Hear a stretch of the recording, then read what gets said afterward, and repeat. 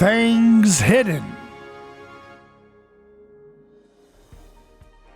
And this is Things Hidden, the podcast that I do. I'm David Gornoski, the host of the podcast, and it's always great to be with you as we do a deep dive into the anthropological foundations of the headlines and the world around us as it's ever evolving. And so on this program, you get a collision between ancient history and archaeology and anthropology, and then we drive it right through into the headlines of today. So you're getting cutting-edge news and ancient news all blended together with the guiding principles of the gospel technology as kind of the impetus for everything moving forward. And as you may be aware, if you've watched some of the other episodes of Things Hidden or some of the episodes of our broadcast radio program, A Neighbor's Choice, which deals with the things that we deal with on Things Hidden, but just a little bit more related to the news cycle, usually. We believe that the gospel technology is a way of using the intelligence of the vantage point of the victim or the individual to see that communities make meaning by castigating common enemies for the blame or the shame or the guilt or the resentment that is pent up because of our desires. Our desires are like a contagion. We catch desires, and when we collide for desiring the same stuff, it leads to conflict, as René Girard and many others in his field of the mimetic theory have so well put. But one of the things that I want to kind of highlight today on this episode is, obviously, as I'm recording this show, the coronavirus has become a big topic of fear and concern, and there's a lot of different opinions of where it's going to shake out in the grand scheme of things. There's people saying it's 10 times as deadly as the flu, and as some are saying it will be not as bad as the flu. So, there's a wide range of thought here. But on this show, we're not interested in that, the biological or, medical reality of what's going to unfold, but rather how humans interact with times of catastrophe. They look for a scapegoat, and oftentimes the scapegoat is the chieftain of the community that has been designated to be the man of riches and power, but also the person who is to be the fall guy when things go awry.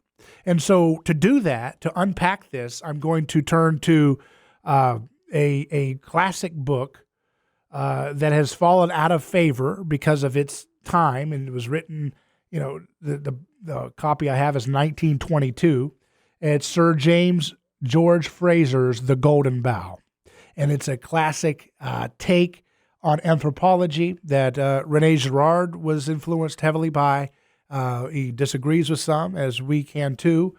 But nevertheless, it's important because it catalogs a great deal of indigenous rituals and throughout the world, and kind of ties in common themes that we see around the world in our roots. And so the topic that I'm going to point to here in the Golden Bough is the topic of the Rainmaker. The office of the Rainmaker is someone who was in charge with making sure that the rain and good weather was maintained so that there wasn't a drought. And oftentimes this figure would be also the chieftain of the community. And they would be given the pleasures. They would often be allowed to have indulgences that would be considered taboo for the ordinary person to engage in. And they would be treated with a lot of wealth.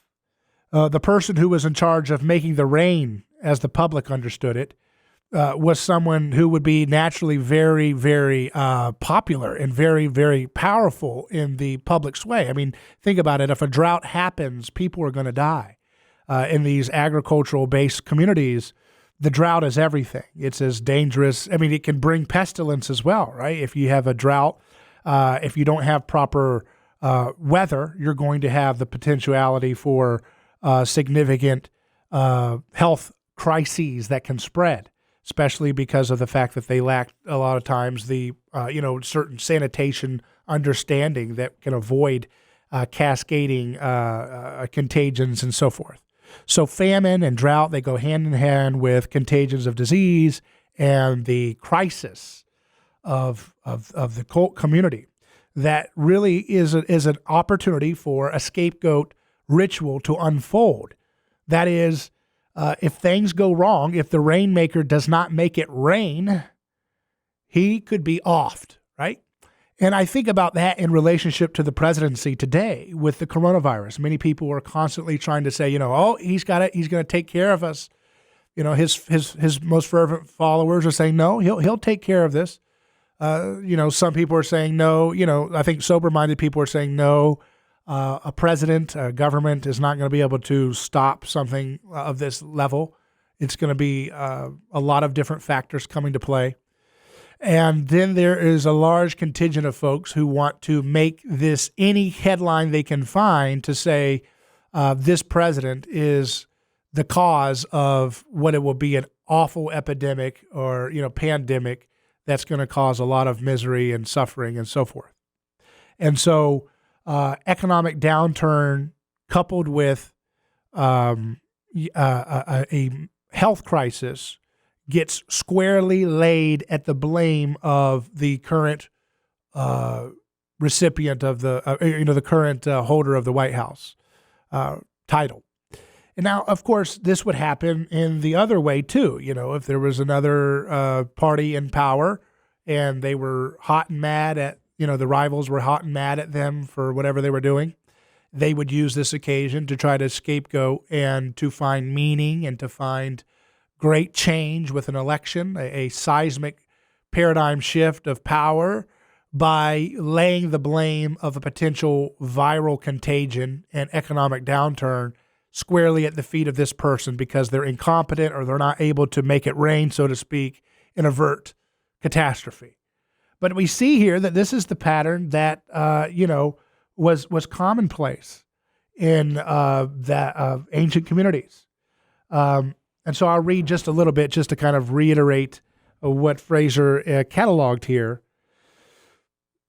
The position of the public sorcerer is indeed a very precarious one, for where the people firmly believe that he has it in his power to make the rain to fall, the sun to shine, and the fruits of the earth to grow, they naturally impute drought and dearth to his culpable negligence or willful obstinacy. Sounds familiar, doesn't it?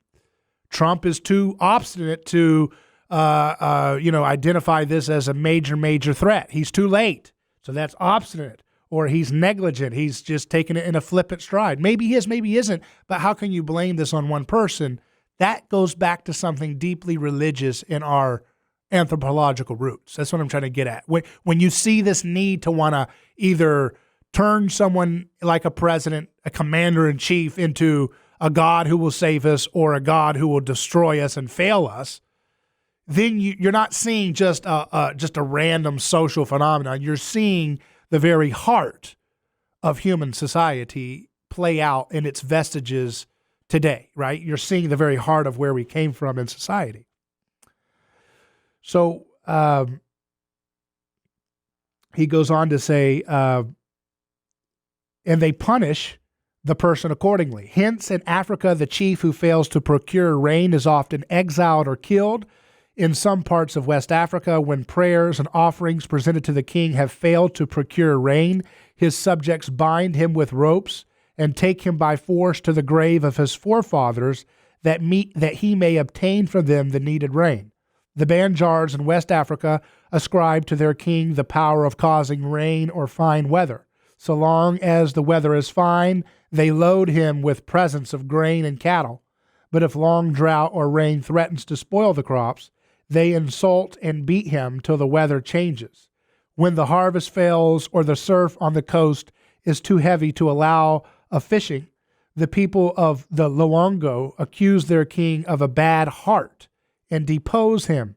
On the grain coast, the high priest or fetish king who bears the title of Bodio is responsible for the health of the community, the fertility of the earth, and the abundance of fish in the seas and rivers.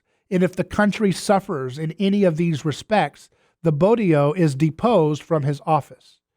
In Usukuma, a great district on the southern bank of the Victoria Nyanza, the rain and locust question is part and parcel of the Sultan's government. He too must know how to make rain and drive away the locusts. If he and his medicine men are unable to accomplish this, his whole existence is at stake in times of distress.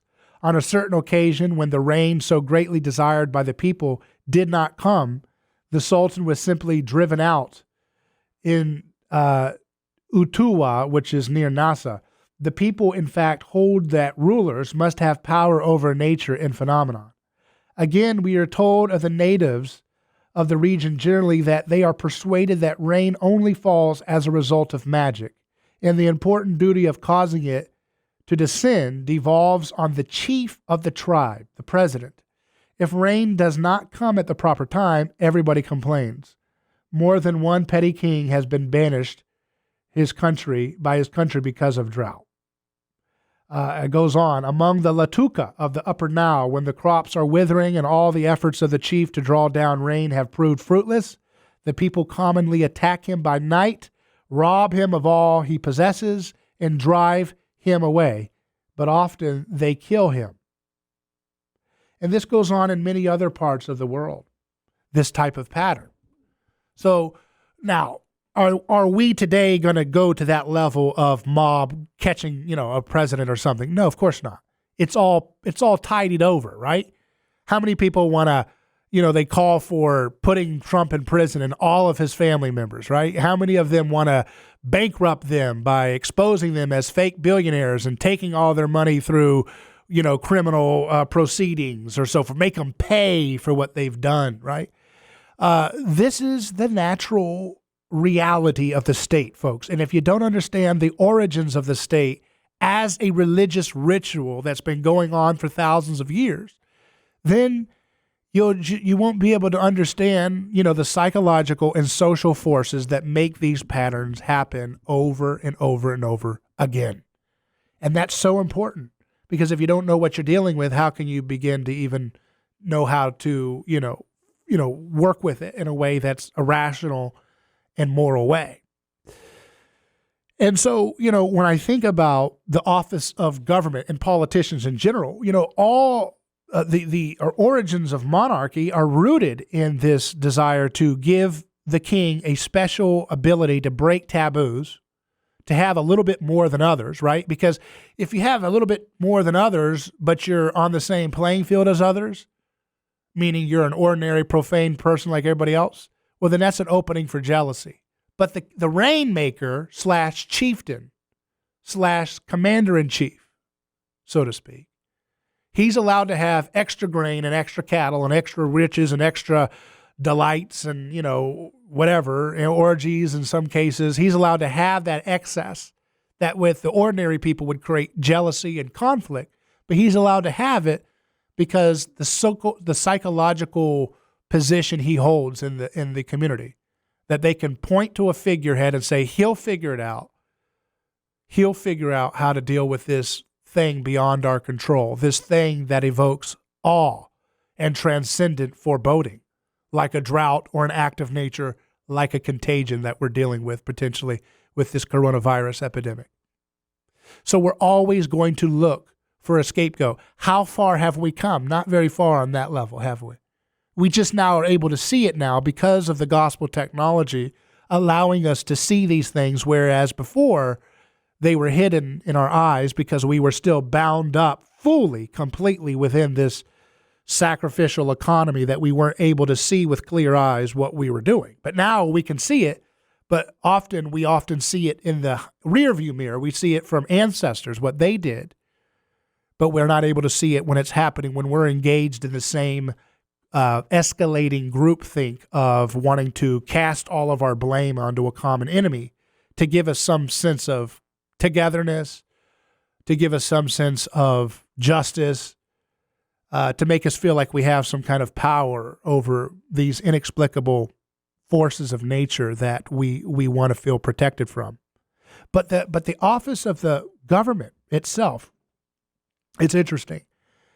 And I'm just going to add a second point here, which is that the king, the office of the monarch and the origins of it, it was always given that they could have taboos. They could indulge in things that would be considered, basically a crime, something that the ordinary person couldn't have. But isn't that what government is today? I mean, that's the nature of government. If you are an elected official, you get to take other people's money, which is called theft in the profane world, and you can take that money and give it to your friends as long as you do that through the proper legislative channels of passing a bill, getting the right amount of votes, doing the committee stuff, doing all of the processes of parliamentary procedure and so forth.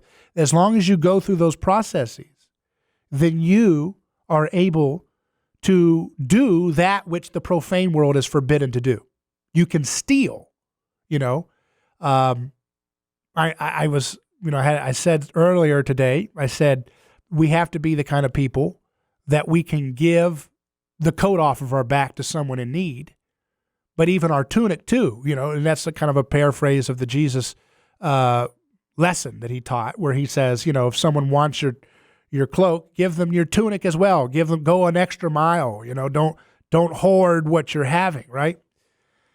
And I think that's interesting, but the second part of imitating that gospel technology insight of Jesus is that, yes, freely give your tunic, give your coat, give way to your neighbor, don't hoard property, don't hoard it unless, you need to have a virtue behind what you're doing with your property or your wealth or your talents or what have you. Have a virtue of self-giving. That's the Christian way that's the imitation of the gospel. However, the second part of that, which is so critical, is don't force other people to do that, right? So give freely of your coat and give them your tunic too, but don't make a law that forces your neighbor to have to give of their tunic too, because then you're violating the core essential gospel technology principle, which is that force, which is a technical word for sacrifice, which is what we've just been talking about with the Rainmakers, right? Force is not the way the gospel technology spreads. It spreads through forbearing, through toleration of force, and breaks that force attempt by allowing that force to fall on its own weight. So you cannot spread the gospel. You can't, and that means you cannot feed the hungry. You cannot clothe the naked. You cannot help the poor. You cannot, instill moral foundations. You cannot, save the planet. You cannot save a viral contagion through force, through the use of violence, physical violence, to subdue or to scapegoat a common enemy or group of enemies. It just doesn't work. It's the old magic of the old order, and it's breaking over and over again the more we wake up to it and how futile it is. But nevertheless, it persists to some extent. It's just not a unifying force, because in the ancient world, remember, the Rainmaker, as we've just explained just a few examples of, the Rainmaker, the whole community was united in expelling that Rainmaker if he did his rainmaking ritual and rain didn't come. But today, it would be, I guess half the voting public would want to put Trump in the you need to be banished, blamed, and accused if anybody dies from the coronavirus or the economy goes down. And of course, his people blame Obama and so forth, and it goes back and forth in escalating, never-ending accusation. But there's no unanimity because of the gospel technology, as Jesus said, cutting through the ways of peace, cutting through the way of order that the world was used to in the primal, the older ancient civilizations that we've come from, that we've been inheritors of. So just like the politician is able to engage in a taboo like stealing because he has the office of the rainmaker, of the chief maker, he can also kill. He can also send people to war to die for no reason. Whatever it is, they're able to do They're able to break taboos that the ordinary people we're not allowed to kill unless we have the special, uniform on, or we're not allowed to steal because we don't have the special uniform of presidency or politician on. And so therefore, those who hold that title, that unifying rainmaker type position, that's the one that becomes the scapegoat. And so that's how you understand politicians. They're allowed to steal and inflate and debase your currency and destroy your purchasing power and rob from Peter to pay Paul. And they're able to send people into prison cages where assault is rampant for 55 years for a marijuana charge. They're able to do that stuff that you would never do. You would never be allowed to take somebody and put them in a dungeon for 55 years because they sold marijuana. It's so stupid, you just laugh at the thought of it. Can you imagine? Say you're on an island, so that there's no rules in the government, right? Because you say, well, the government would get me. Forget that. Imagine a thought experiment. You're on an island and you have a dungeon or something. I mean, would you ever put someone in a cage for 55 years because they sold marijuana on the island? It's stupid. We know it's stupid and evil on its face. But because of the religion of government and the state that we've inherited from thousands of years of sacrificial ritual, like the Rainmakers, we permit it at a mass scale. We permit it. But the gospel technology is increasingly preventing us from permitting it. And that's where the responsibility, the choice comes to play to be a part of the solution of the new world order of gospel technology rather than trying to hold on to the old order that's failing increasingly day by day. I'm David Gornoski. This is Things Hidden. We'll see you next time.